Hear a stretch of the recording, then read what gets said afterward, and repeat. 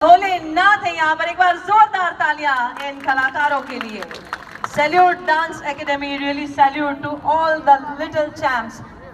આટલા નાના બાળકોએ જે જોશ અને જો એનર્જી સાથે આ પરફોર્મન્સ અહીંયા આપ્યું છે, આ જોશ આપણી શ્રદ્ધાનું છે, આપણી ભક્તિનું છે, આપણા ભગવાન ભોળાનાથનું, ભોળા બાબાનું છે। જોરદાર તાળીઓ ફરી એકવાર આ કલાકારોમાં।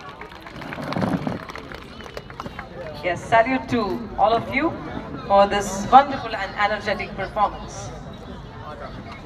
સોમનાથ સ્વાભિમાન પર્વ મહાશિવરાત્રિના આ અદ્ભુત પર્વ, આ તહેવાર પર જે આપણા ગુજરાતીઓની, આપણા સનાતન ધર્મની, આપણા ધર્મપરાયણતાની, આપણા ભારત દેશની સંસ્કૃતિનું પ્રતીક છે અને એ જ તહેવારની ઉજવણી ભોળાનાથના ચરણોમાં વિશ્વના પ્રથમ જ્યોતિર્લિંગની સમીપ જ્યારે આપણે બધા ઉજવી રહ્યા હોઈએ ત્યારે અહીંયા જેટલા પણ લોકો ઉપસ્થિત છે, જેટલા પણ શ્રદ્ધાળુઓ આવ્યા છે, એ ખરેખર એમના જીવનમાં કંઈક ખૂબ જ સુંદર મજાના કર્મો કર્યા છે। જ્યારે શિવરાત્રિના પર્વ પર એમને અહીં આવવાનો અવસર મળ્યો છે, આવું સૌભાગ્ય સાંપડ્યું છે।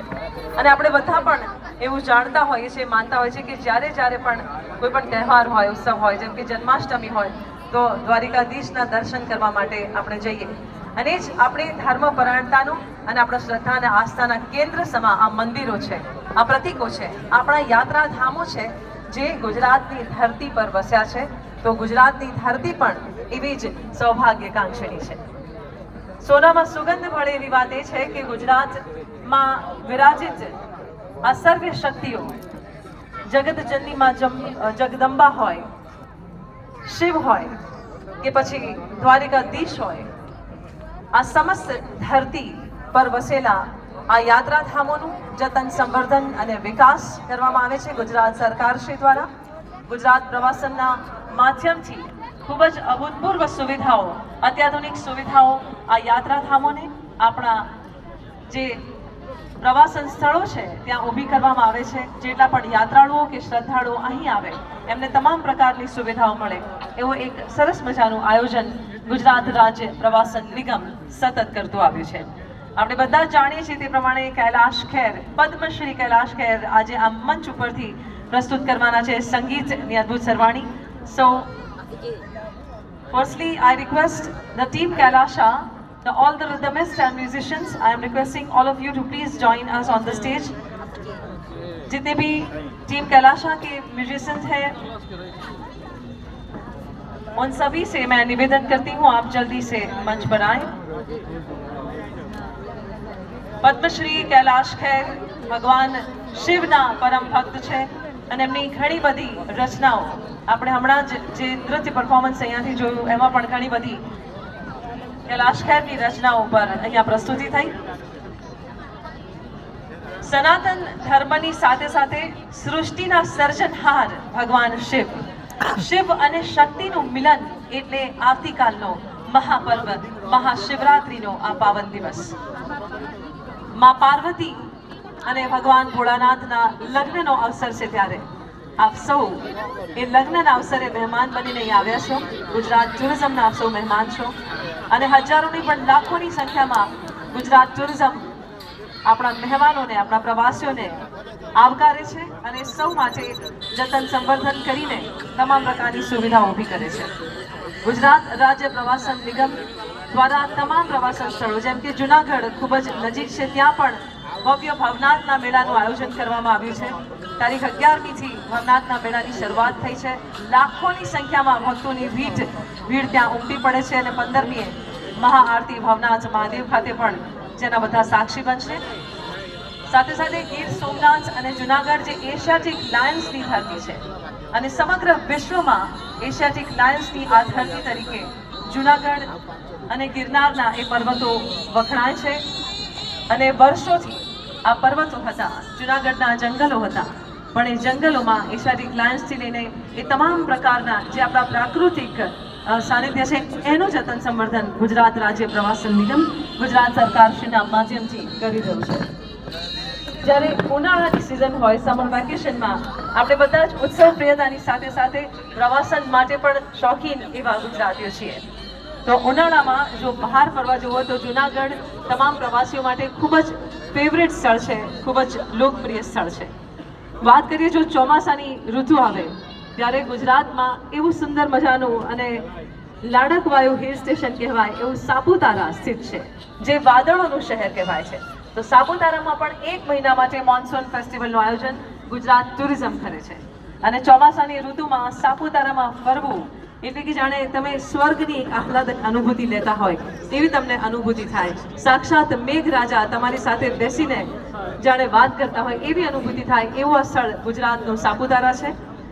તો ગુજરાતનું સફેદ ધરતી એટલે કે જેમ ચંદ્રમાની સફેદ ધરતી પર આપણે ફરતા હોઈએ એવું કચ્છનું સફેદ રણ જે પણ વિશ્વ વિખ્યાત થઈ ચૂક્યું છે. કચ્છની સફેદ રણથી જ્યાં એક અફાટ સફેદ રણ છે એને જોવા માટે અને નિહાળવા માટે લાખોની સંખ્યામાં પ્રવાસીઓ દેશ અને દુનિયાથી આવે છે. ત્યાં પણ 2.5 થી 3 મહિના માટે ગુજરાત ટુરિઝમ કચ્છ રણોત્સવનું આયોજન કરે છે. એવા તમામ પ્રકારના ઋતુઓ પ્રમાણેના આયોજન ગુજરાત રાજ્ય પ્રવાસન નિગમ દ્વારા થાય છે. તો સાથે સાથે ઉત્સવોના પણ આયોજન ગુજરાત રાજ્ય પ્રવાસન નિગમ કરે છે. તો એવા જ ઉત્સવનું આયોજન છે સોમનાથ સ્વાભિમાન પર્વ. બસ થોડી જ ક્ષણોમાં પદ્મશ્રી કૈલાશ ખેર એમના ટ્રુપ સાથે આ મંચ પર હશે. Requesting all the rhythmists to please join us on the stage.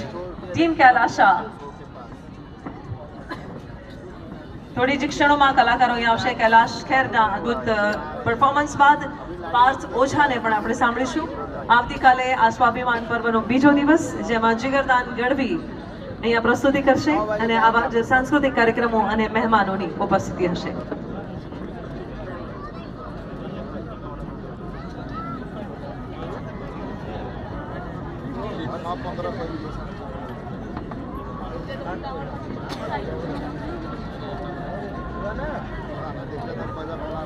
ह्या जागेवरती कसं आहे रामभाऊ, प्रोग्राम थोडा स्पेशली होतो कारण की ही जागा लकी आहे. मागच्या वर्षी कसं गोंधळ झाला होता, पुऱ्या भारतातले गायक आले परंतु तिकडे लांब असल्यामुळे लोक फार कमी होते. ही जागा त्या लोकांनी बदली केली होती मागच्या वर्षी ट्रस्टने. आता यावर्षी भक्त पण भरपूर आले, गाणे पण चांगले आहेत. ધરતીનો છેડો પૃથ્વીનો છેડો કહેવાય એવો આ દક્ષિણ ધ્રુવ આ દરિયા કિનારો અને આ સ્થળ પર સ્થિત વિશ્વનું પ્રથમ જ્યોતિર્લિંગ ચંદ્ર દેવતાએ જેની સ્થાપના કરી એ દંતકથાથી આપણે સૌ વાકેફ છીએ. અને એની સાથે સાથે ઘણી બધી દંતકથાઓ આ સ્થળની જોડાયેલી છે. સોમનાથ સ્વાભિમાન પર્વનો મુખ્ય ઉદ્દેશ ગુજરાત રાજ્ય પ્રવાસન નિગમનો 1000 વર્ષ પૂર્વે આ સ્થળ પર થયેલું યુદ્ધ અને એમાં આ મંદિરને નસ્તેનાબૂદ કરવાનો જે બદ ઈરાદો હતો એમાં અસફળતા મળી. આ મંદિર ઘણી વાર તૂટ્યું છે અને દરેક વાર એનું નિર્માણ થયું છે. 7 વાર આ મંદિરનું નિર્માણ કરવામાં આવ્યું છે અને છેલ્લી વાર ભારત દેશની એકતાના પ્રેરક આપણા લોહ પુરુષ સરદાર વલ્લભભાઈ પટેલ દ્વારા નવનિર્માણ થયું આ મંદિરનું અને આપણી આસ્થા શ્રદ્ધા અને સનાતન ધર્મને અડીખમ ઊભો રાખ્યો આ મંદિરે અને એ જ આપણું સ્વાભિમાન છે. અને એ જ સંદેશ સમસ્ત દેશને સમસ્ત વિશ્વને આપવા માટે ગુજરાત રાજ્ય પ્રવાસન નિગમ આ સોમનાથ સ્વાભિમાન પર્વની ઉજવણી કરી રહ્યું છે. ફરીને અમે આપ સૌનું સ્વાગત કરીએ છીએ. ગણતરીની મિનિટોમાં પદ્મશ્રી કૈલાશ ખેર હશે આપણી વચ્ચે અને અદ્ભુત સંગીત દ્વારા આપણે સૌ ભગવાન ભોળાનાથના ચરણોમાં આપણી શ્રદ્ધા અને આસ્થાને ધરીશું. રામ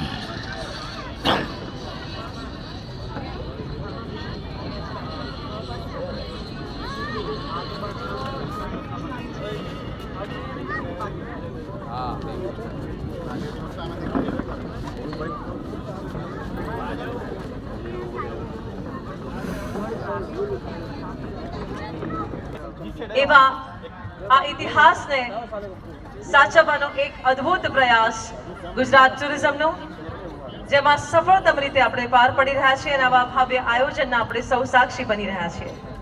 આજે આ મંચ ઉપર આવી રહ્યા છે એક એવા કલાકાર બોલિવૂડની સાથે સાથે ભારતની સંગીતની દુનિયામાં જેમનું એક અનોખું અને અદભુત નામ છે. તેમને 2017માં પદ્મશ્રી એવોર્ડથી નવાજવામાં આવ્યા. ઘણી બધી ફિલ્મ્સ અને ઘણા બધા આલ્બમ્સ જેની કોઈ સંખ્યા નથી. કૈલાશ ખેર સૌના મુખે રમતું એક એવું નામ છે ભગવાનના ભજનો હોય કે કોઈ પણ પ્રકારના સંગીતની વાત હોય તો એમનો બુલંદ અવાજ અને એમનો સ્વર એ સૌના હૃદયમાં તરત જ બસી જાય એવા એ કલાકાર અને ભગવાન શિવના પરમ ભક્ત છે. એમની વાઇબ્રન્સી અને ભગવાન શિવ માટેની એમની શ્રદ્ધા એ તરત જ સામેના વ્યક્તિને કે ઓડિયન્સને સ્પર્શી જાય એવું આ વ્યક્તિત્વ, એવા આ કલાકાર એટલે પદ્મશ્રી કૈલાશ ખેર. એકવાર જોરદાર તાળીઓ થઈ જાય. આપણે બધા જ ભગવાન ભોળાનાથના ધામમાં છીએ. આપ સૌની શક્તિ, આપ સૌની શ્રદ્ધા અને જોશ આપની તાળીઓ થકી અહીંયા હોવો જોઈએ. આપણે ભગવાન ભોળાનાથની જય જયકાર અહીંયા કરીએ. બોલો નમઃ પાર્વતી પતે, હર હર મહાદેવ.